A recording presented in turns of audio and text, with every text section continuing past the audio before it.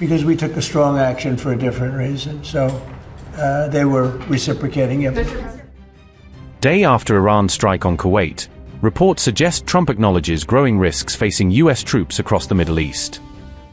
Trump reportedly tells senior officials that any deaths of U.S. troops could dramatically alter Washington's military response.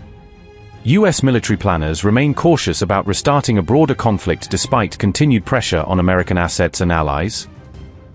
Donald Trump reportedly told senior aides he would end the ceasefire only if Iran was responsible for killing U.S. troops. Trump privately indicated that the death of U.S. personnel could trigger a return to direct military action. The position suggested he was prepared to tolerate limited clashes rather than risk a broader regional escalation. The latest tensions followed some of the most intense exchanges of fire since the truce first took effect. U.S. officials told the Wall Street Journal that repeated Iranian attacks had significantly increased pressure on Trump. Officials also warned the attacks had raised fresh concerns about the long-term survival of the ceasefire. The Wall Street Journal reported that Trump continued to believe an agreement with Tehran remained achievable despite tensions. However, the report said Trump showed little urgency to finalize a comprehensive agreement with Tehran. Trump told the Wall Street Journal it remained possible the U.S. blockade of Iran could continue until Labor Day. The administration was reportedly working on a 60-day framework to guide future negotiations with Iran. The Wall Street Journal said Trump rejected Iran's latest offer and demanded additional concessions from Tehran. He reportedly insisted Iran must make significant concessions before receiving any sanctions relief. Iran maintained that nuclear negotiations could advance only after meaningful financial relief was provided. Tehran continued to seek access to frozen assets as part of any future understanding with Washington. This is, as you probably have been watching, so from 1922 to present, it really never worked because we took a strong action for a different reason. So they were reciprocating it. Mr. President, can you explain why? The negotiation itself has gone very well, actually. Very well. Mr. President, it could happen. I mean, if it happens, and it might not happen, who knows? But if it happens, it could happen like over the weekend. But as it stands now, we will go in sometime in the not too distant future. It's very safe down there. We have, with Space Force, we have cameras. Every angle of those three sites are being watched at all times. If anybody went there, we'll see exactly what's happening, and we'll blow it up a little bit further. But as far as getting it, the B-2 bombers did a job like nobody's ever seen. In the night, with no moon, dead darkness, at 1 o'clock in the morning or so, they dropped those bombs, the biggest, just about as big a bomb as you can ever find, and it went down air chutes. It was hard to believe that they can do the technology. It followed a beam right into the air chutes, exploded. Very hard to get that material. But I still nevertheless want it. And I don't want to do it if we're in conflict. I don't want to put men in that kind of danger. I remember Jimmy Carter had some bad problems in Iran with the hostages. I don't want to ever put our people in that kind of danger. But when it's over, as of this moment, it's agreed that we will go in with them. We will get it and we will destroy it. It will be destroyed.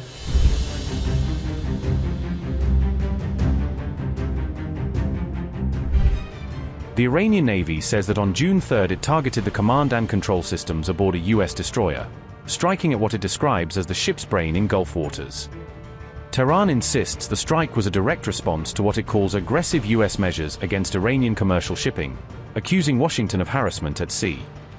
This development was announced in an official statement issued by Iran's Army Public Relations Office, giving the claim the stamp of formal military approval. According to that statement, the U.S. destroyer was attempting to enter Iranian waters, a move Tehran frames as a clear violation of its sovereignty and red lines. However, U.S. Central Command has flatly denied Iran's account, rejecting the claim that any U.S. Navy destroyer was hit or successfully targeted. CENTCOM went so far as to say Iran is lying, insisting that American assets at sea are operating freely and without damage despite Tehran's statements. Iran's statement said, and I quote, "A few hours ago, following aggressive actions, violations of the regulations governing the Strait of Hormuz, and hostile acts against Iranian commercial vessels in the Sea of Oman, by the terrorist and aggressive U.S. military, the Navy, immediately upon detecting and identifying the source of those actions, targeted the command and control center responsible for them. End quote. Meanwhile, eyewitnesses inside Iran reported hearing the sounds of explosions and active air defenses, according to Iran International, suggesting something significant was unfolding in the skies. Residents in eastern Tehran described the distinct thud of air defense fire and then a single, loud explosion around 8:45 p.m., sending people rushing to their windows and balconies.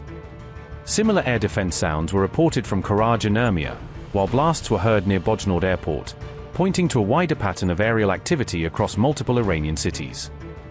Iran stressed that its navy is closely monitoring what it calls a criminal and aggressive enemy presence, keeping constant watch on U.S. movements in the region. The statement warns that the Navy will respond to any hostile act in the shortest possible time, signaling readiness for rapid retaliation if it feels provoked. Tehran further vowed that its forces will exact revenge in the harshest manner for the blood of the sailors of the destroyer Dina, framing its actions as avenging fallen martyrs. This latest claimed attack comes after both Tehran and Washington exchanged fire under the shadow of a fragile ceasefire, raising fears that the truce is rapidly unraveling in the Gulf. At least one person has been killed in the devastating aftermath of Iran's deadly strikes on Kuwait. Kuwaiti authorities also alleged that multiple people sustained injuries following Iran's drone attacks. With the international airport suffering significant damage, Kuwait has suspended all commercial flight operations. Airport operations in Kuwait are reportedly expected to remain halted until further notice from authorities. The airport had only reopened for normal operations on June 1st before the strikes took place. Kuwait's Ministry of Defense confirmed that Iran launched multiple hostile drones during its June 3rd attack. According to Kuwait's Ministry of Defense, Iran fired 13 ballistic missiles and 17 drones during the assault. Gulf allies have now come out strongly against Iran following attacks on Bahrain and Kuwait. The Gulf Cooperation Council released a statement on June 3rd condemning what it called ongoing aggression. The GCC reportedly accused Iran of carrying out cowardly attacks against civilians in Bahrain and Kuwait. GCC Secretary-General Jassim Mohammed al-Budaiwi also accused Iran of hostile actions against Gulf nations. The statement further alleged that Iran's attacks amounted to violations of international law and accepted norms. Al-Budaiwi also urged the international community to take a firm stand and end Iran's aggression. The Gulf Council Secretary-General said, and I quote, "The attacks reflect the Iranian regime's insistence on pursuing rejected hostile policies targeting the security, stability, and sovereignty of the member states. Iran is in violation of international law, the United Nations Charter, and all international norms, stressing that this requires a firm international stance to put an end to these dangerous Iranian aggressive practices. We underscored that the security of the Kingdom of Bahrain and the State of Kuwait is an integral part of the security of the GCC states, and that the Cooperation Council states stand united in confronting these attacks and fully support all measures and procedures taken by the two countries to defend their security, sovereignty, and territorial integrity." End quote.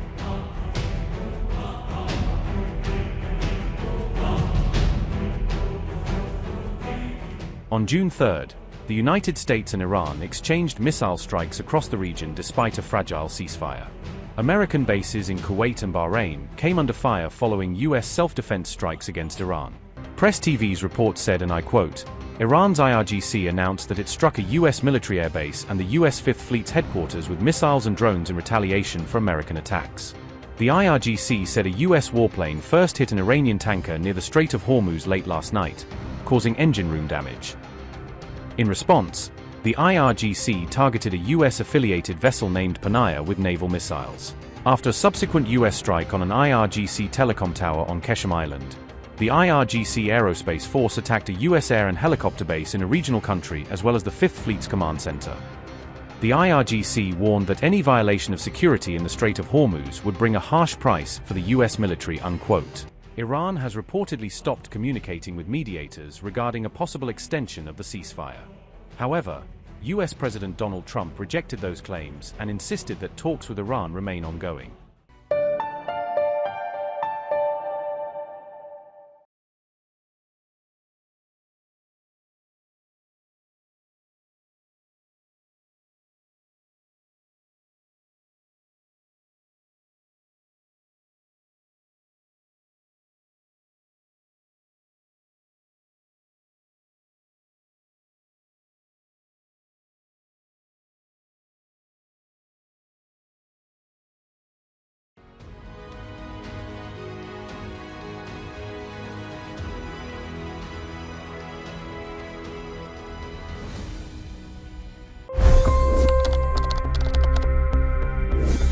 125 crore गरीब गरीबी को परास्त करके बाहर निकले।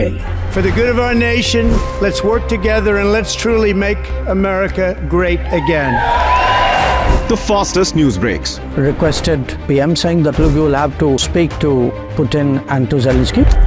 The biggest newsmakers. The relationship with India is probably the most important bilateral relationship the U.S. will have for the rest of this century. The capital delivered quite an election result today. Expert analysis. The million-dollar question today is how to stop this dance of death. Ground reports. I'm standing at the crossroad of the Kumbh Mela. Behind me are more than 100 entry guards. Long-form interviews. Exclusionary politics is reflected in Manipur case as well. You don't bother because this is a small state. Deep dive into burning issues. It's often said DRC could be the richest country in the whole world. It's because of what sits underneath. Why exactly did the US topple the Sheikh Hasina government? HT videos. We don't just break news, we break it down.